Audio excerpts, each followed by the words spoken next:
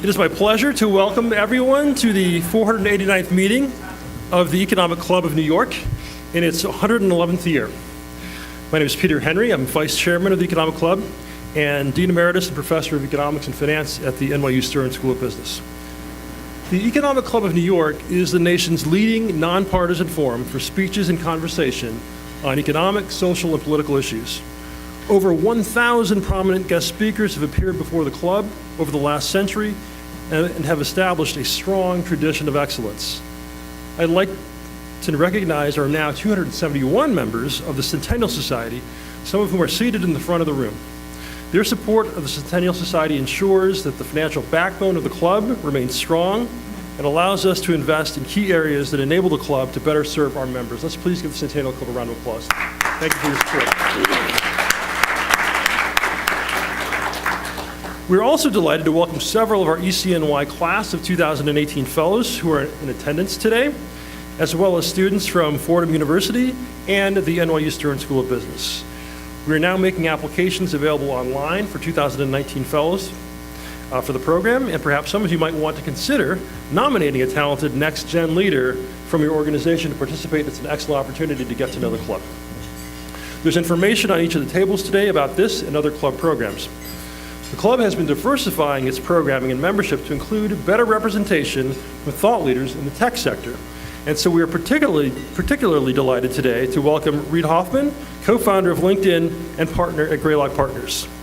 An accomplished entrepreneur, executive, and investor, Reid has played an integral role in building many of today's leading consumer technology businesses. In 2003, he co-founded LinkedIn, the world's largest professional networking service. LinkedIn is thriving with more than 500 million members around the world. In 2009, he joined Greylock Partners. Reid focuses on building products that can reach hundreds of millions of participants in businesses that have network effects. He currently serves on the boards of Airbnb, Apollo, Fusion, Aurora, Convoy, Blockstream, and a few early stage companies still in stealth. In addition, he serves on a number of not-for-profit boards, including Kiva, Mozilla Corporation, Endeavor, and CZI Biohub. Prior to joining Greylock, he angel invested in many influential internet companies, including Facebook, Flickr, Last.fm, and Zynga. Reid is the host of Masters of Scale, an original podcast series, and the first American media program to commit to a 50-50 gender balance for featured guests. He is also the co-author of 2 New York Times best-selling books, The Startup of You and The Alliance. On each of your seats, you should have a copy of his most recent book, Blitzscaling, based on a Stanford course of the same name, which I suspect he may refer to just a little bit today. Reid earned a master's degree in philosophy from Oxford University, where he was a Marshall Scholar, and a bachelor's degree with distinction in symbolic systems from Stanford University. Our format today is a conversation, and we're delighted to have, as our interviewer, someone who addressed the club himself just a couple of years ago, Eric Schmidt. Eric is now technical advisor to Alphabet Incorporated, where he advises its leaders on technology, business, and policy issues. As many of you know, he joined Google in 2001 and helped grow the company from a Silicon Valley startup to the global leader in technology. He served as Google's chief executive officer from 2001 to 2011 and as chairman from 2011 to 2018. Prior to Google, Eric held leadership roles at Novell and Sun Microsystems. He holds a bachelor's degree in electrical engineering from Princeton University, as well as a master's degree and a PhD in computer science from the University of California at Berkeley. He was a member of the President's Council of Advisors on Science and Technology, and he is chairman of the Department of Defense's Innovation Board and was awarded the Medal for Distinguished Public Service by Secretary of Defense Ashton Carter. Eric is also a member of NASA's National Space Council User Advisory Group, which is chaired by the Vice President. He is the co-author of The New Digital Age and How Google Works, and serves on the boards of the Mayo Clinic and the Broad Institute. Reid and Eric, if you could please both come forward and take your seats, and could we please give them a big round of applause? A great ECNY welcome. Just like to remind everybody, this conversation is on the record, and we do have media in the back of the room. Gentlemen, over to you. Thank you. I love the New York Economic Club, and I love everything that you all represent. So thank you for having us back. And Reid, my good friend, thank you for publishing what I consider to be the most important business book in the last 10 years, because you articulate what's happening in Silicon Valley, which is what everybody wants to talk about. So why don't we start by, why don't you just tell us what blitzscaling is? So the concise definition of blitzscaling is prioritizing speed over efficiency in an environment of uncertainty. And to unpack that a little bit, it's saying that what you need in this hyper-connected world is first to grow your market, to grow your customer base as fast as you can in order to get to be the first to scale, the first to global scale. And in doing so, you will do a bunch of things that are classically inefficient. Inefficient in hiring, inefficient in capital spend, inefficient in management practice. And you're going to do so when you still have uncertainty about a number of things. Uncertainty about, well, what's your customer acquisition cost, your unit economics, your long-term value, right? Not complete uncertainty, but a bunch of uncertainty that plays into that. You may also have uncertainty about how competition is going to play out, and a bunch of other kinds of questions. But because the prize of being the first to scale is so great, you're going to accelerate to being the first to scale through speed, and do so with inefficiency, or many inefficiencies, in order to be the first to scale. So is this why we have a bazillion companies that are worth billions of dollars that have never made any money? Well, it's a part of that reason. Right. Well, why doesn't every business do this? So, I mean, that sounds like a pretty good deal to me. Low profits, infinite value, infinite growth, complete uncertainty. It sounds like out of control. So I actually think part of what happens in terms of Silicon Valley is Silicon Valley is a learning network.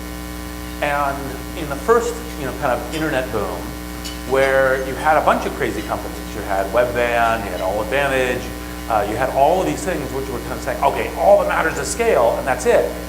And then, of course, a bunch of these cratered, and everyone said, see, that's the craziness of these.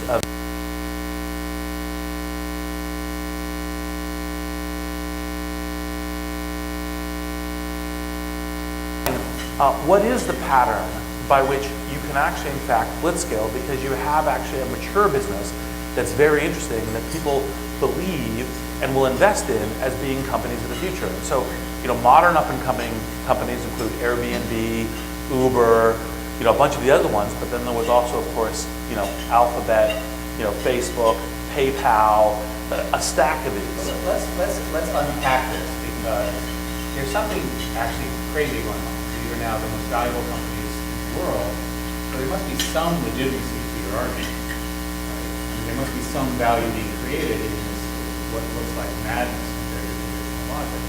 And you were one of the co-founders of PayPal, I think. Founding team. You were a COO there after you got out of school and all of that. Did this start in PayPal? When did these ideas get invented? So, I think the ideas, part of what happens in the Silicon Valley network is there's a bunch of different components, and PayPal is definitely an example. It seems like a lot of the crazy companies now are where there's a group of people that came out of PayPal that all were incredibly successful. Right? There must have been something in the challenge that PayPal had that caused them to become so incredibly successful. It certainly has that, like a lot of the blitzscaling stuff. So for example, first we said, hey, we're going to get people to adopt this payment service. We're going to do it by giving away money for people who adopt the service, and we're going to create free credit card processing, such in a way that you had an exponentiating cost line by which we could predict the hour that the hundreds of millions of dollars of venture capital we raised, we'd go out of business. And this was your pitch to these venture capitalists? Yes, in the beginning. And who funded you? A whole bunch of people. Nokia Ventures, now Blue Run, Sequoia, Idea Lab. There was a stack of, there were people lined up on the door to give us money. Actually, let have a certainty of when they would go bankrupt. Yes. Let me tell you the funniest part of the PayPal financing story, which was there was such demand at the $500 million pre-round that Madison Dearborn led, that we had firms figure out what our bank account number was, wire us the money, and tell us we had to let them invest in the round because we already had the money. How good is this? Yes. Now this is part of the internet boom craziness. Yes. Bring it on. Yes. So I do think that PayPal was one of the reasons why this got started. PayPal was ultimately so incredibly successful. What are some other examples of companies? And let's go through them that did this well. You mentioned, for example, Uber. Yes. So take us through the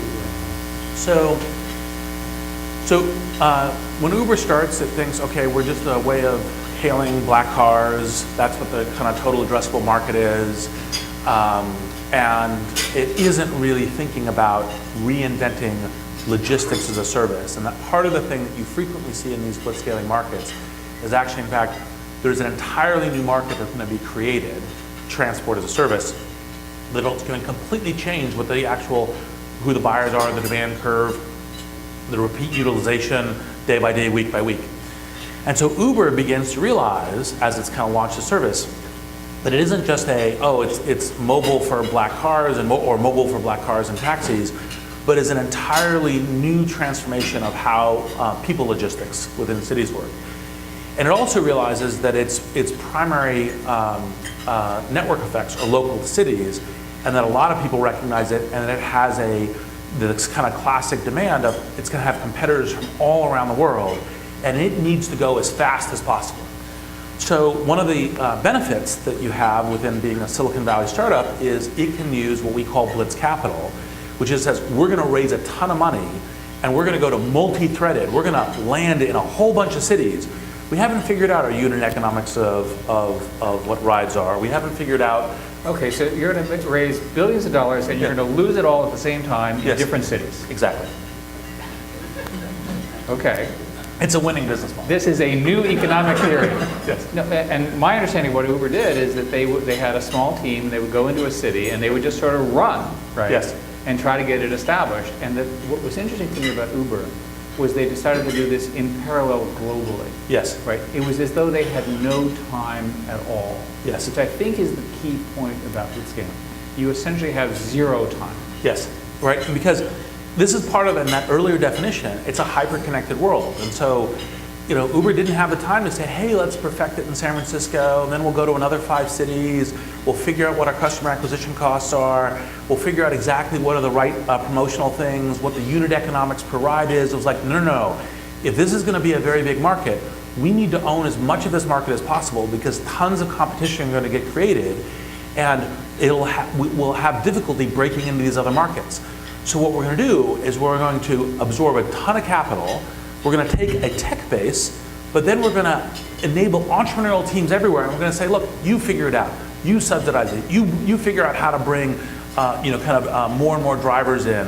And then, because they're also in exactly the kind of competition-driven blitzscaling that you see, they look over and they say, oh, one of our big competitors is Lyft, we're going to start UberX right now. Even though we have this whole business going with Uber Black Car, we're going to start UberX right now, and we're going to sort it all out as we go.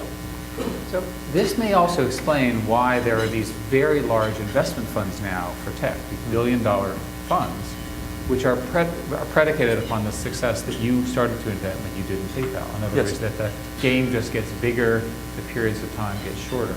It's interesting that you chose the name blitzscaling, because the original term blitzkrieg was, of course, a German tactic 100 years ago. And the way they arrived at it is they took a bunch of kernels and they said, here are your weapons, essentially tanks and so forth. And they said, they had a competition for tactics, and you can do anything you want as long as it's not part of our current doctrine. It's the ultimate disruptive example. So if we follow that sort of bad example of the origin of your term blitz, do you think that you have to have a disruptive model for this to work?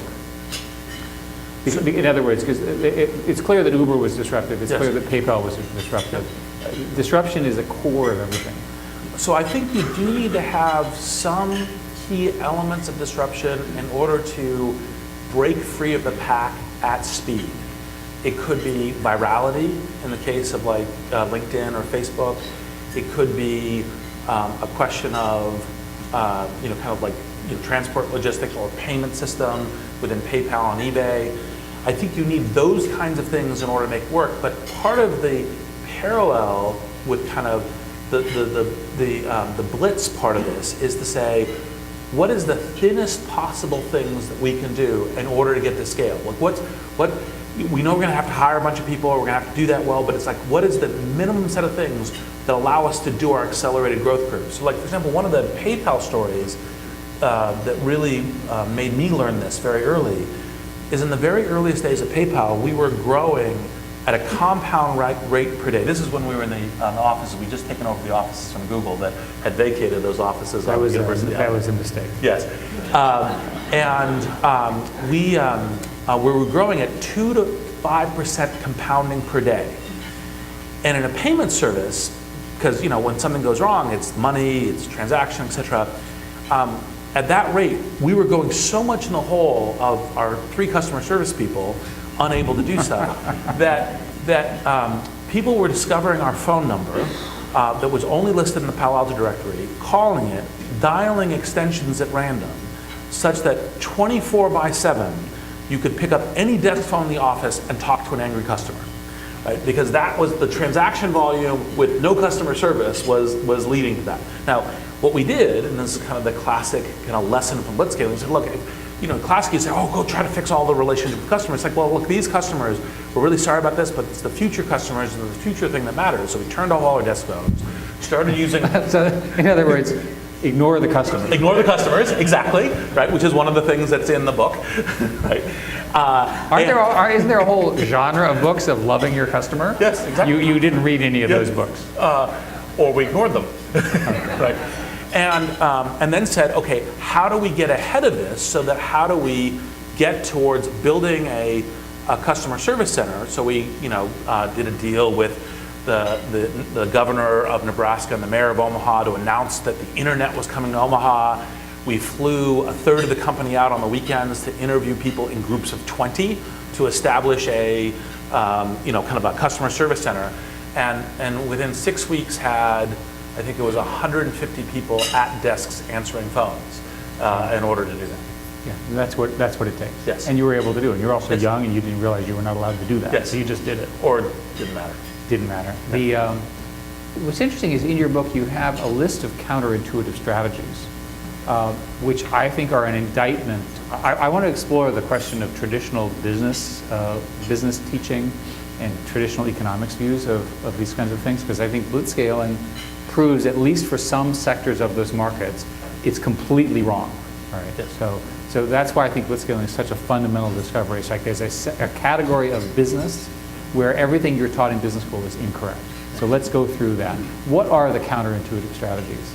So, we probably don't want to spend the whole time just going through the list, but like, for example, we have ignore your customer, which we've talked about a little bit. Ignore your customer.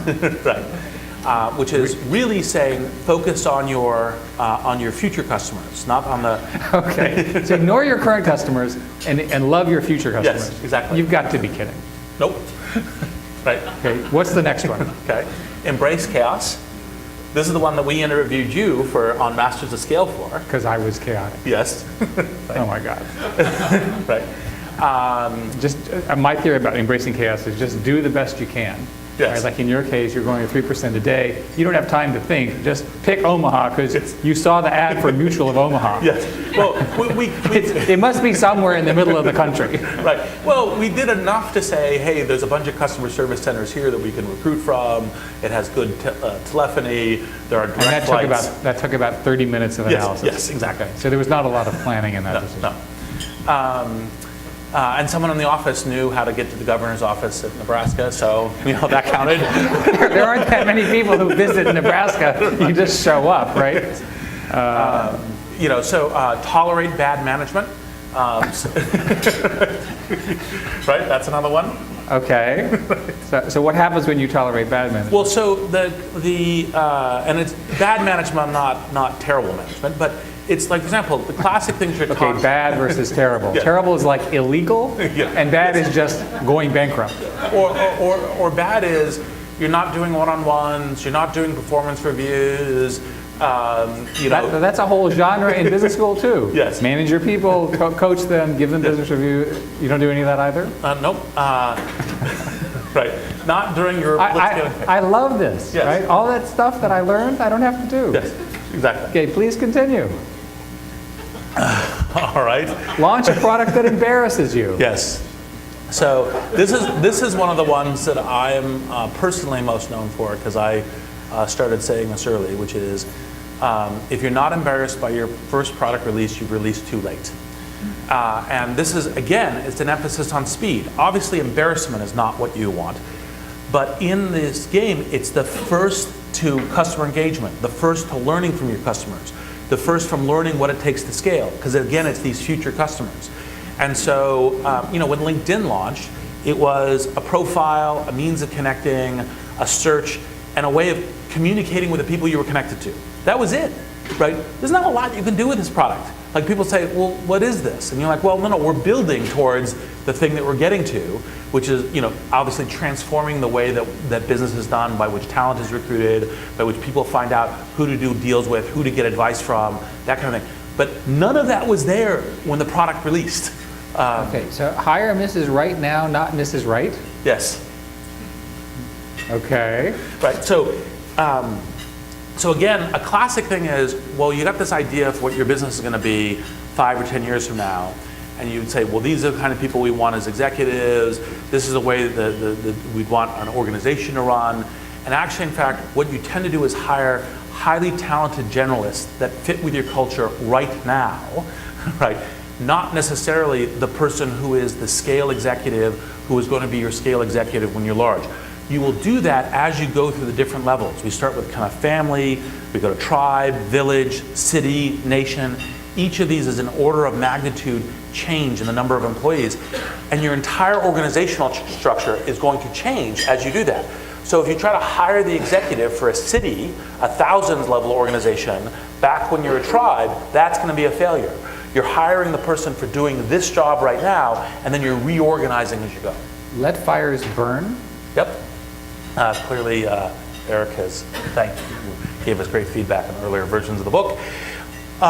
You're supposed to put fires out as an executive. Yes. Well, part of the whole thing is you're moving along so fast that you cannot put out all the fires. So you have to triage. And frequently that means that you go home each day, each week, with fires burning that you know will kill the company. They just won't kill the company this week. So, and so that one can wait. And so, the kind of a classic one was, like for example, early stage in PayPal, was we knew that we had a massive credit card fraud problem. For example, like in the kind of the funny storytelling, Max Levchin, co-founder of PayPal, speaks Russian, was on these kind of Russian message boards where he would see the fraudsters who make a professional industry of stealing credit cards saying, don't overuse PayPal, it's the golden goose. Try to keep it going so we can make all these credit card fraud transactions work. And he's like, oh God, right? And we did fix that problem, but it was a sequence thing. We didn't slow down growth. We didn't stop giving out bonuses. We didn't stop processing free credit card transactions because we said, look, that's an economic cost. We can get the data and we can solve it. We want all of the fraud actually on the system early so we can build the systems, and then essentially we ended up with the easiest system by which you can bring people into a credit card processing environment while also have very low fraud cost.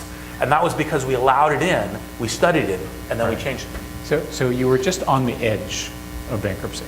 Yes, we could predict the hour by which we would go out of business. Okay.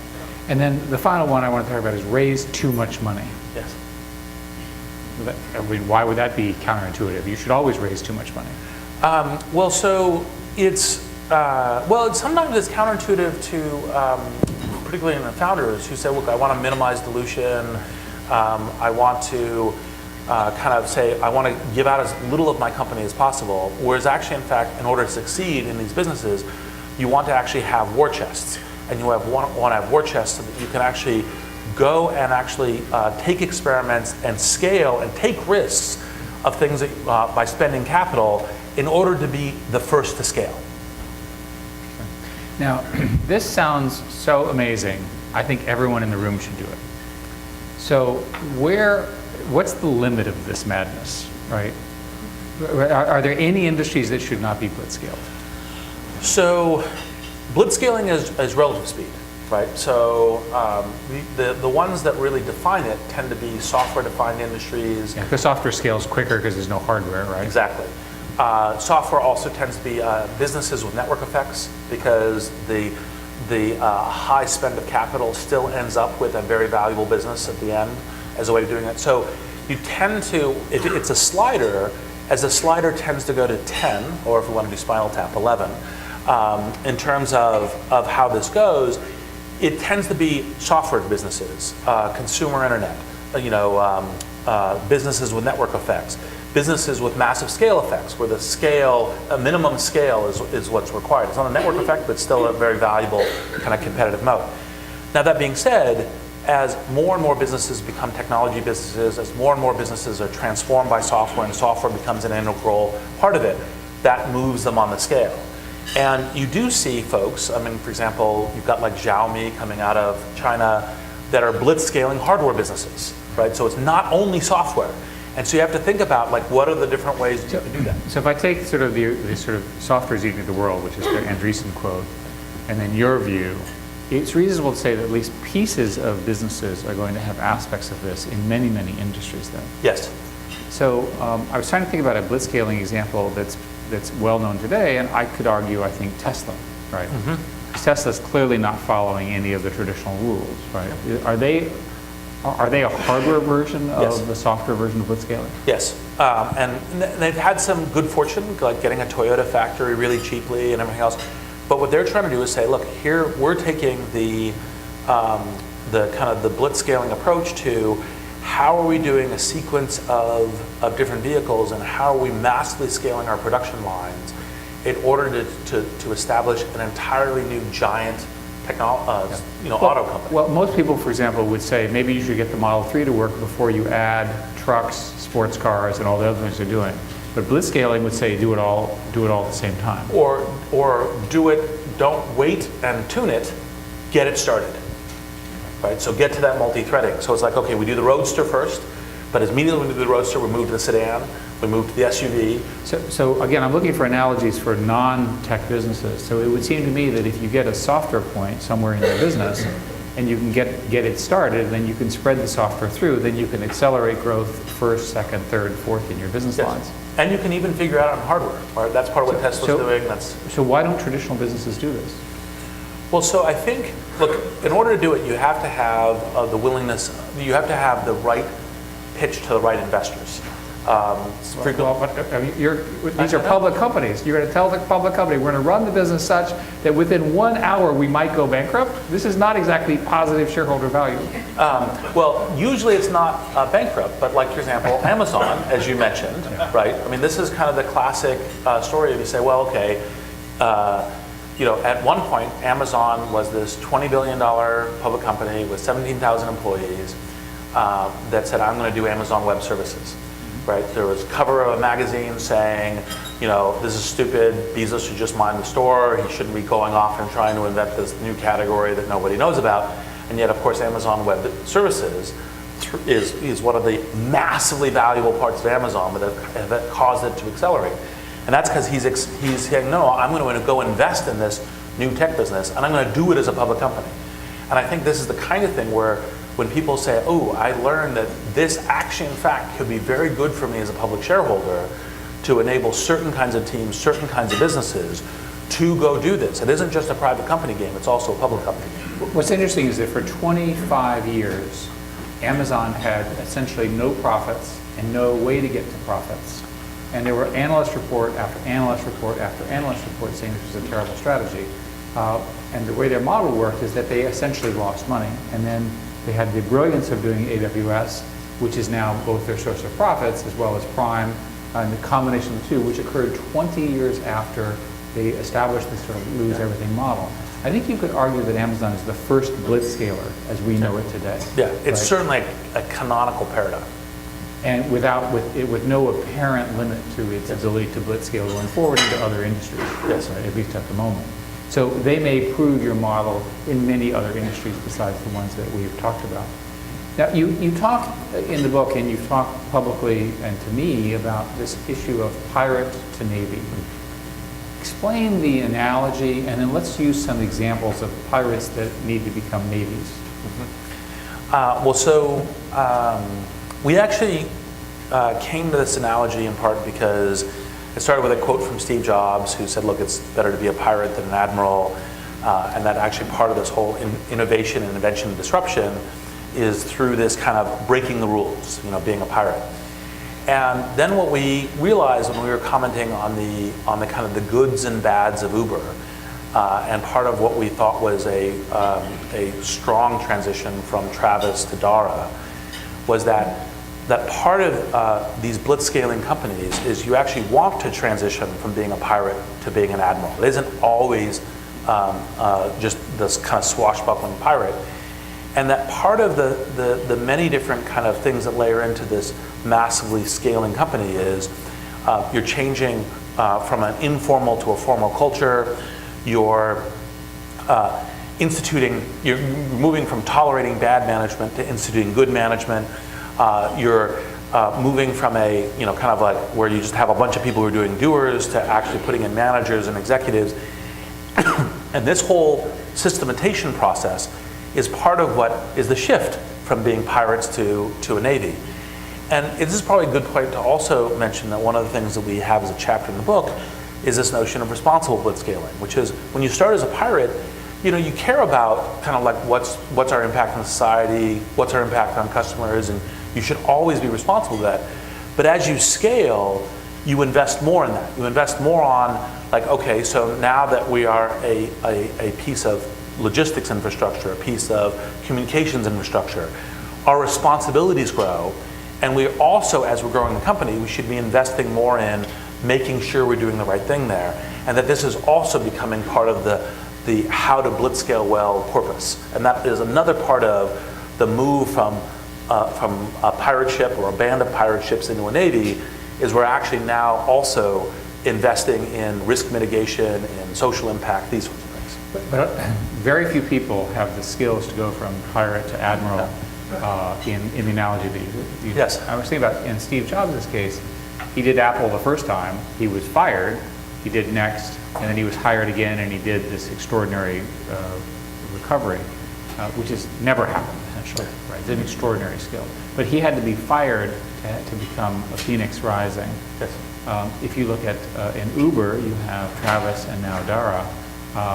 Travis is now on the board.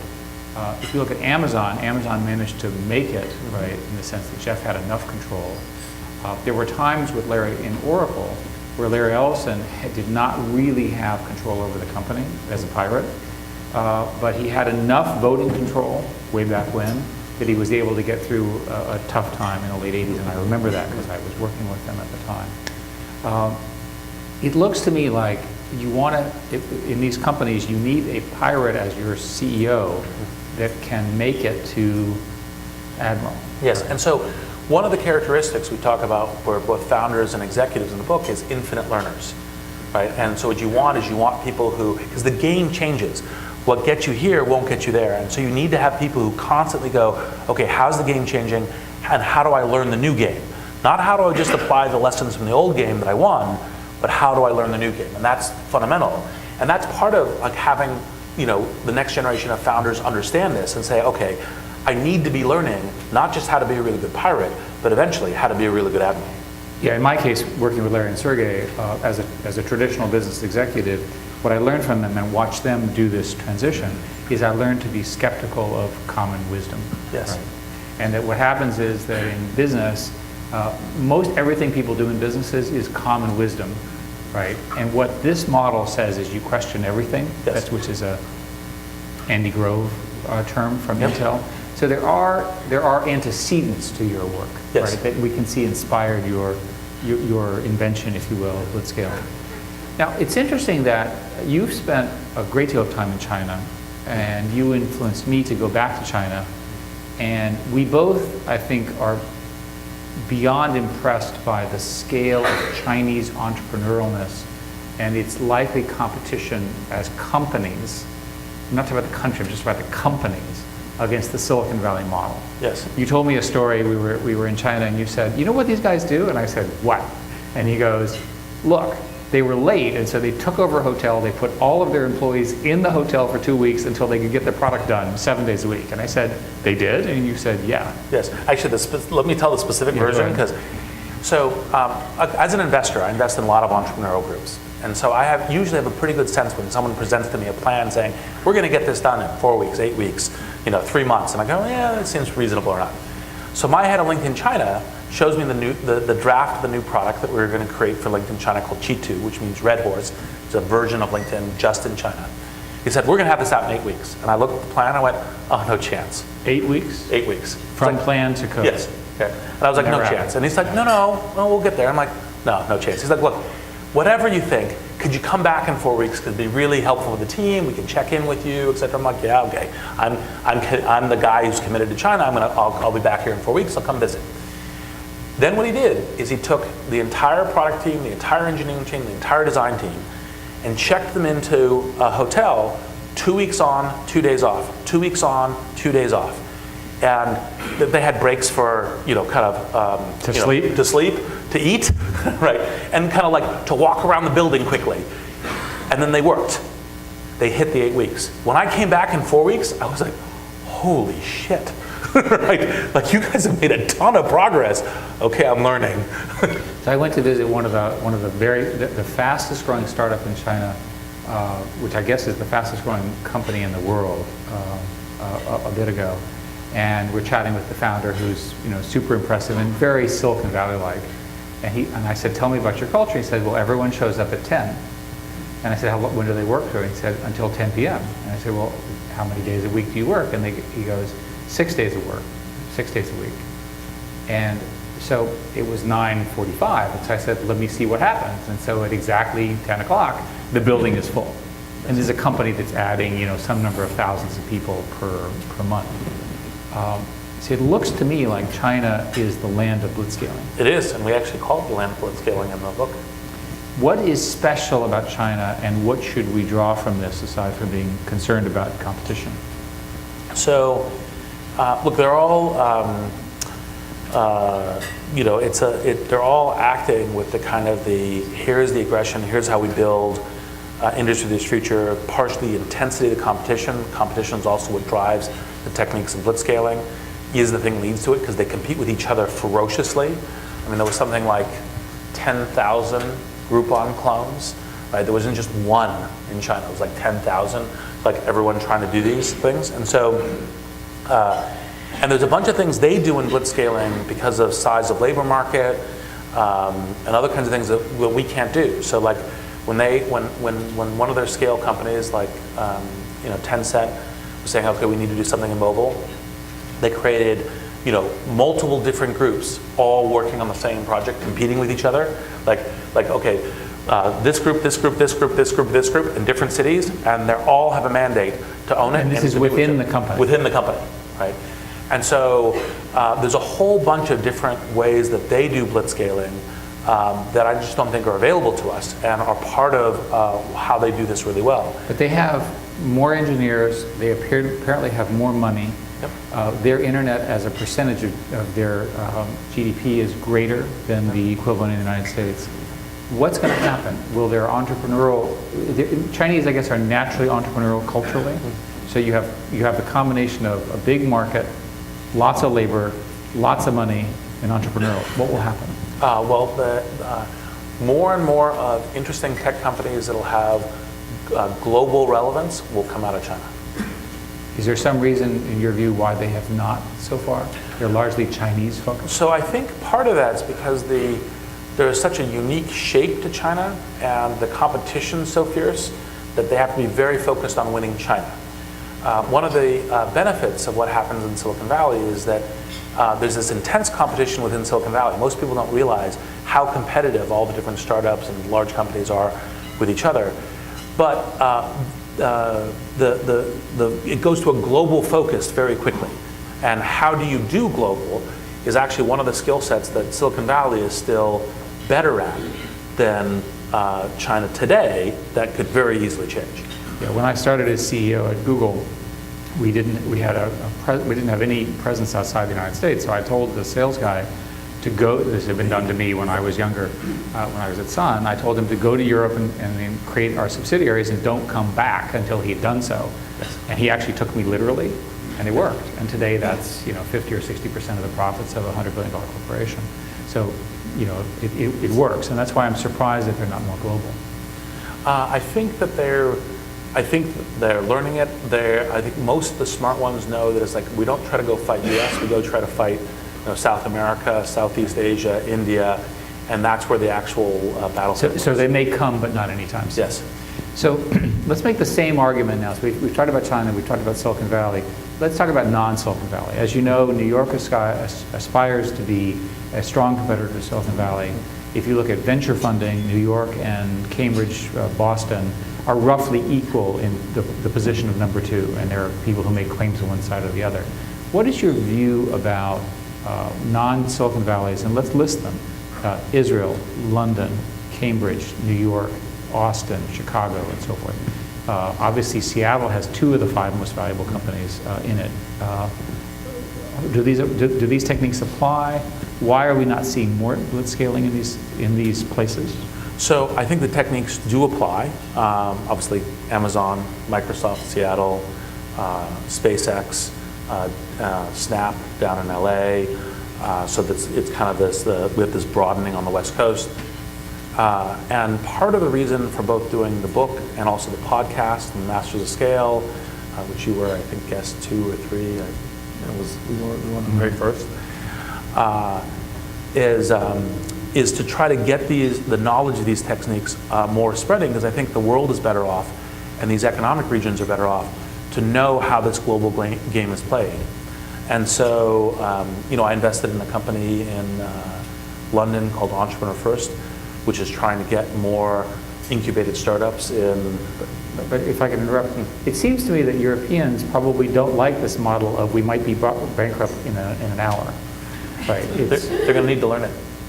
But that's a pretty big insight. If it's true, it's a pretty big insight for the change that will have to happen in many countries if they want to compete with the blitzscaling businesses. If you assume that China and Silicon Valley are blitzscaling, yes, right? And let's assume this is going on as we speak here in the room, right? And everything you're describing is happening perfectly. Then the other regions are going to have to figure out a way to change their laws, change their culture, what have you, in order to be competitive, or they will be left behind, if you will. Yeah, 100%. Now, one of the ones that we cover in the book is actually a fast fashion retailer called Zara. Yes. Zara is a very good example. Yes, and so that's out of Spain, right? And the basic idea. And what's interesting about it, it's not even in Madrid. Yes. It's in Galicia. Yes. Galicia. Yes, exactly. So it is being done in other places, but the idea is to learn this and do more of this as part of creating the industry. And I think folks here know that Zara basically changed fashion because they went into a fast iterative model of styles. Yes. Of styles. And customers can purchase things that are essentially current very quickly. Their entire supply chain is much, much faster than the rest of the industry. Exactly. And the founder there is the most successful Spanish entrepreneur, maybe the most successful European entrepreneur today. One of the things that happens when you start blitzscaling, and this sounds like great to me, you have China, you have Silicon Valley, you have these other regions, is that the people who are being blitzscaled don't like it, right? And so let's say— You mean the competitors? The competitors. Yes. And in particular, the people who are being disrupted don't say, hey, I love being disrupted. What a nice person you are, Reid. So this is leading to all sorts of complications globally for the tech industry and so forth. So why don't we talk about tech in Washington, tech in Europe, what you think the response should be to blitzscaling success, because we celebrate entrepreneurs, but we don't want them to be so successful that they disrupt entire industries, loss of jobs, so forth and so on. How do we talk about that? So one of the key things that I think is important is to realize it is a highly connected global market. And so the competition on this is global. So when I, for example, get asked about, well, are you worried about kind of how robots and automation are going to change industries and jobs, which I do care a lot about. I care about the transition, I care about what the various jobs of the future look like. I myself with LinkedIn have dedicated a bunch of energy to having kind of software be a force helping people on this. But you say, okay, well, we should regulate robots. Well, are you talking about Chinese robots, American robots, German robots? Which robots are you talking about regulating? Because once you begin to realize that reframing, that question of that. You say, well, actually, in fact, if we care about the industries of the future, we care about manufacturing of the future, we care about having really good American robots, and we should sort out how this, what the transition of, like, is similar to going agricultural and industrial to automated, you know, and kind of software industries. We should help sort out what the transformation of these industries are. But the answer isn't slow down. The answer isn't cede the market to global competitors. The answer is shape it and then try to help with the transitions. And so the dialogue between the tech industry and government needs to not be, how do you slow down?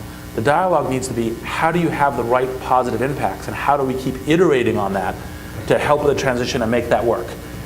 So this audience probably does not know that you also, working with me, are trying to help out the DoD, the Pentagon, with some of these issues. Why are you willing to help out the government? Why are you willing to take these ideas and try to address some of the challenges that they have? Well, several reasons. I mean, a baseline reason is when you're a citizen, it's not just, you know, entitlements, it's responsibilities, and your responsibility as a citizen. It's also the question of technology drives more and more of how kind of the changes in the future work. So Eric and I work together on this innovation board, which is how do you take kind of technologies and innovation, and how do you help you know, the mission of the government, and specifically this case the DoD, in order to kind of operate better on a large variety of vectors. And I think that part of and, you know, so for example, artificial intelligence and how that applies across it is one of the things that we've been helping with. Part of I think the key thing is to say, well, if technology is what's driving the clock on new products, transformation of industries, transformation of opportunities, of workforces, of how capital is deployed, all of that also applies within the governmental context. And we need to be helping with that because the speed at which, as is necessary, blitzscaling, at which the tech industry is operating and the tech industry is evolving, we need to kind of pick up the speed and the engagement with that from the government context, because this is the society we live in. So it's interesting that in this, you're also working on democratic politics, and you bring a different sensitivity to democratic politics. When I talk to you about that, it seems like you're a venture capitalist there. Can you take us through, does any of the ideas of blitzscaling apply to the way our political process works? It seems like our political process, everyone I think would agree, is pretty broken. Is there something that can be done that would actually make it better? Or some new, everyone seems to be stuck in their positions. Well, you know, obviously we have a fairly serious kind of partisan divide, which is unfortunate. I do think that one of the things that's happening is campaigns that tend to succeed more tend to apply some of the blitzscaling techniques. We actually cover a little bit of the Obama campaign in the book. Obviously, the way that the Trump campaign did advertising on Facebook and kind of recognized the digital transformation was another. So that's a good example of applying blitzscaling to exactly, and in a surprising way. And since, you know, my own point of view is, I actually made it for anyone who's entertained you.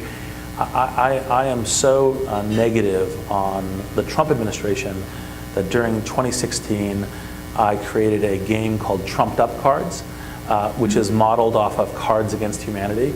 You can buy it if you're entertained, or if anyone, you know, that I know, I'm happy to send it to you. And I think that's because it's a reality television star model of governance, which is not what I subscribe to. And so I've actually been approaching politics in the last couple of years with a venture model of saying, well, which technologies, which organizations should I be investing in, both from kind of question of like how do we heal and try to fix some of the dialogue. So I did this investment in this thing called Cortico, which is trying to understand the patterns of how blues and reds only listen to blues and reds, and how we can get more stories flowing across them as a precursor step to trying to return to truth and facts in discourse, because I don't think there is any such thing as so maybe the goal facts. should be to disrupt the current sort of battle lines. in Yes. some way that actually serves the nation better. Yeah, so there's a stack of that. And then also, what does the new phase of politics look like? So we stood up an organization that kind of does polling in a new way, using online as a way, because obviously the intelligence of what's going on is more relevant to you in terms of how do you deploy capital within a political campaign. So there's a whole stack of things we're doing. So my ad for blitzscaling is, I read an early version of it and I told Reid it's so important that he's got to get it out, right? Because I want the sum of what we've done in our industry, which many of us just sort of stumbled into. He more or less invented, I just sort of lived through this, but now I have a book that explains what happened to me. Read it. Thank you very much, Reid. We both hope you enjoyed the conversation as much as we all did. We know that Reid has to leave presently, so let's thank him again for being here. As he makes his way out of the room, please. And as Reid's making his way out of the room, just a reminder to all of you that we have a very robust schedule of events coming up, including next week. On October 16th, we have Barry Diller, Chairman and Senior Executive of IAC and Expedia. On October 18th, we have Randy Quarles, Vice Chairman for Supervision in the Federal Reserve System. And on October 19th, we have Mark Carney, Governor of the Bank of England. So we hope to see you at many of these upcoming events. And now, please enjoy your lunch. Thank you.